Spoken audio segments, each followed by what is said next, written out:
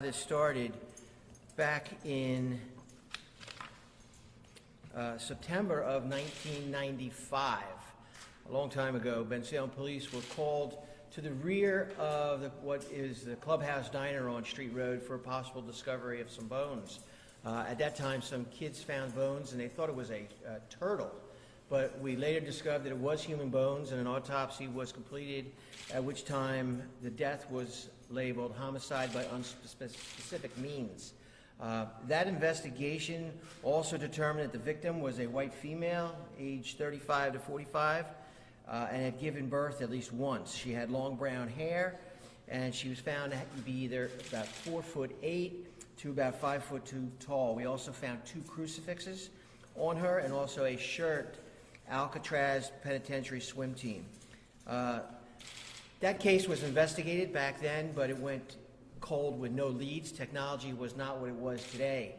In 2004, Bensalem police exhumed the body. DNA was taken and put into the CODIS system, which nothing was found during that search. Between 2004 and 2021, approximately 50 missing women were excluded as being the Jane Doe from 1995 Bensalem case. And it wasn't until October of 21 that Bodie Labs, a company that we work constantly with in our DNA processing, was able to get another DNA profile and uploaded it into GEDbatch and FamilyTreeDNA.com. Then a month later, November of 21, Jennifer Moore of Innovative Forensic Investigations was able to do a family tree of the Jane Doe.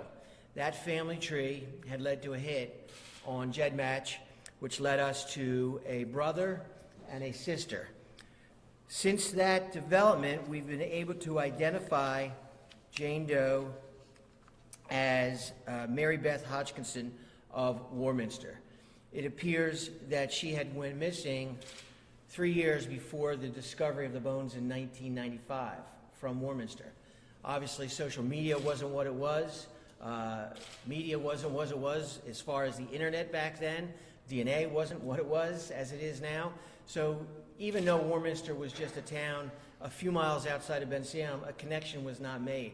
It wasn't until just this month or just a couple days ago that we were able to make that connection and bring Mary Beth home and give her a final resting place.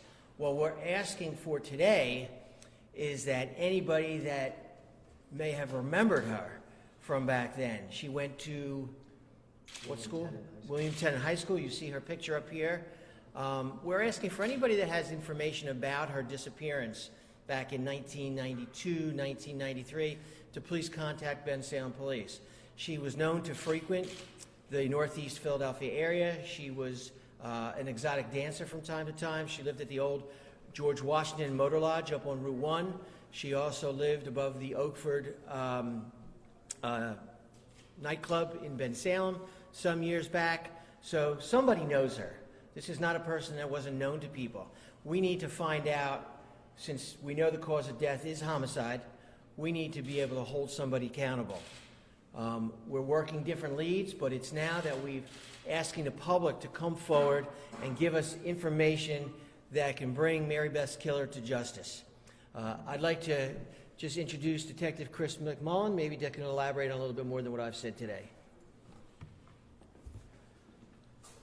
As the director said, I really would like it if anybody that recognizes Mary Beth and knew her, whether they were friends with her, whether they worked with her in the club circuit, if anybody knew her, would you please call us, because we want to find out what was going on in her life during the time she disappeared, who was in her life during the time she disappeared. So what's the number they can call it? I'm sorry, what? What's the number they can call? The regular one? 215-633-3719. Are there any suspects at all in this case that we could share? We have, from the time, we have an individual that's potential. It's way too early in the investigation to mention this individual by name. But what we're looking for is today is certainly that anybody that has information that can help us put some more pieces of the puzzle together. I think it would be a little premature for us to actually mention the name of an individual. Has any other DNA besides hers been found Yeah. progress. Detective, when we last spoke about this case in June, you were praying that someday you could put a name with these reconstructions. Now you have a face, you have a name, right? Right. Can you elaborate on the mystery that has been solved here through your work? I'm relieved. When we exhumed her body, there was a grave marker that said unknown Jane Doe. Now, when she's returned to her family, they can give her a proper burial and they can put Mary Beth Hodgkinson. So I'm very happy that the technology and the investigation has gotten us this far. The two questions. First, the family had her missing around 92, 93. Did they ever fill out a missing persons report? I mean, if you lose contact with your family, you figure you can call somebody, correct? I have not been able to find any type of missing persons report on Mary Beth. Right. As far as the suspect, there was a gentleman that used to go around and was a sick individual with, murdered prostitutes, dancers, and so on and so forth. Have you looked at that at all? It's that individual is what I would call a person of interest, Okay. and we'll leave it there at this point. Do you know a manner of death? Was that? It was homicide by unspecified means. That's what's listed on the death certificate.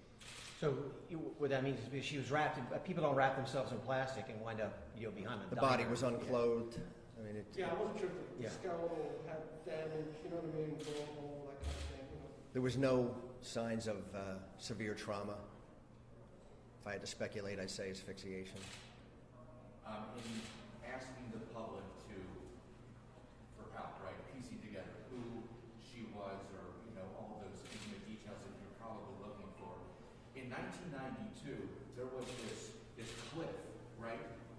Maybe people who had contact with her, all of a sudden that ended abruptly and was never reconnected, if you will, right? You have to think, though, also that there are people who know possibly, right, what did happen, right? I would think so. I would think that, she went to William Tennant High School. I know on Facebook there's William Tennant High School class of 79 groups. I know that, when somebody disappears, there's got to be somebody saying, whatever happened to so-and-so, whatever happened to Mary Beth. I said that to you before. There's, aside from her family, there has to be other people also that were, wondering where she was at, people that were in her group. And that's what I'm looking for. I'm looking for people that she socialized with, that she worked with. I would like to speak with those people. Are the remains being given back to the family yet? No. So she's not been reinterred yet. That is correct. Her remains are still at the lab, but that will be done shortly. Can you talk about the monumental challenges that you have with such a cold case? You know what I mean? It's obviously a challenge as a detective to piece, or at least reach out for leads, things like that. With a cold case, it's kind of an uphill battle. We've been working on this case a long time. And when we did disinter her in 2004 to get the DNA for CODIS, it was my hope that, and in all honesty, she was not returned because I was hoping that there was more technology coming down the road that was going to help us solve this, and that was what happened.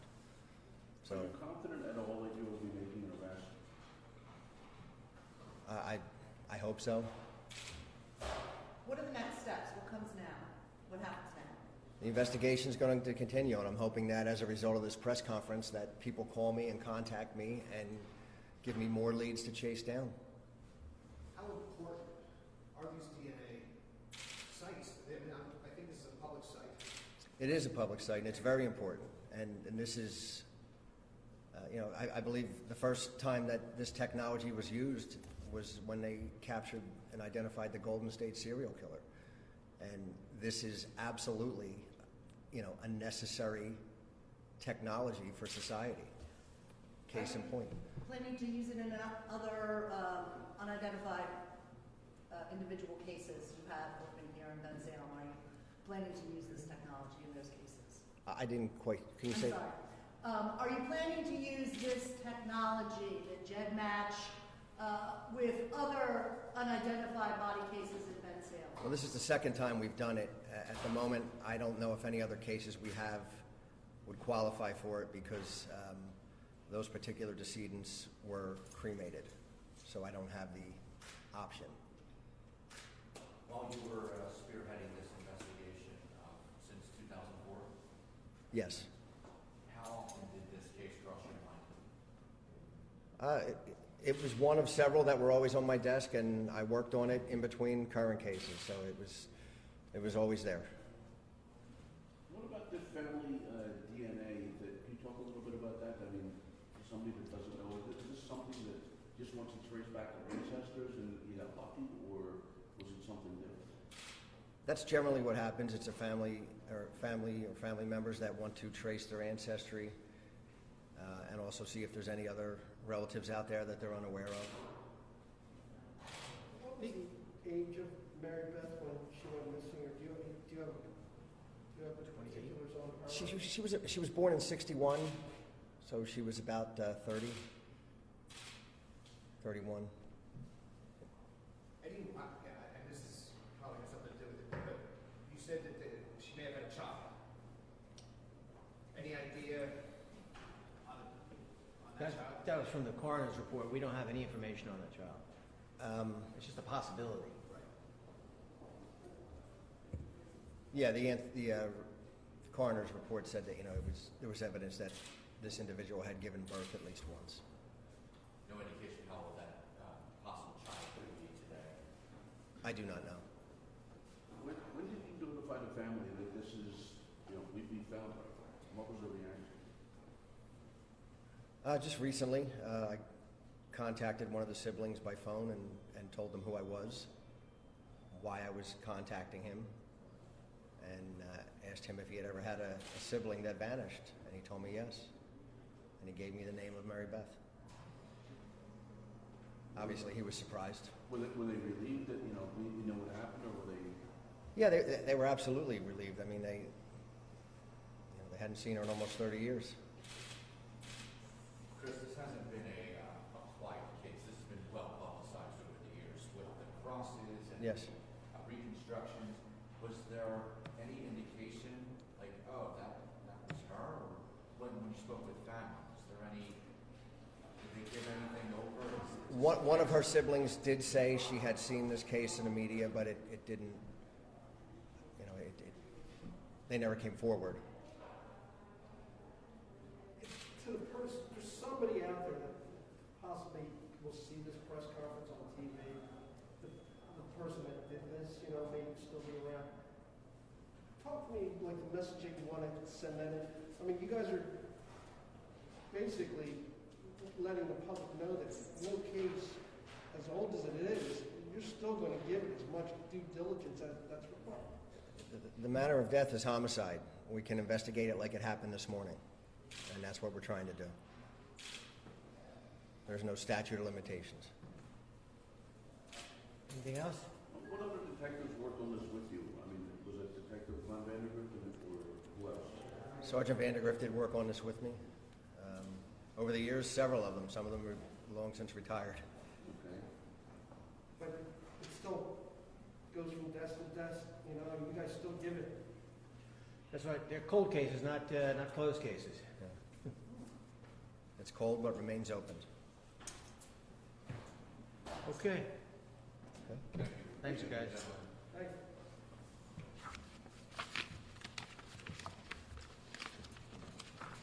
We'll leave those up for a little bit if you want to. Chris.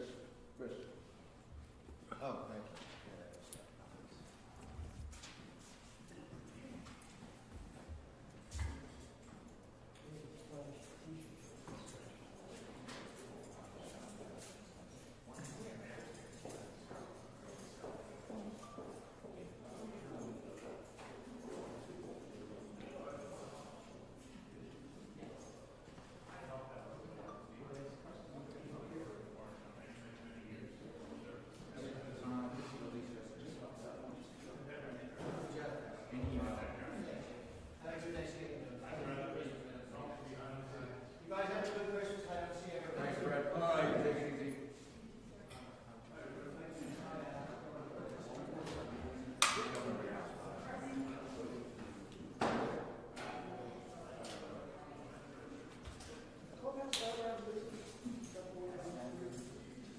her now? I don't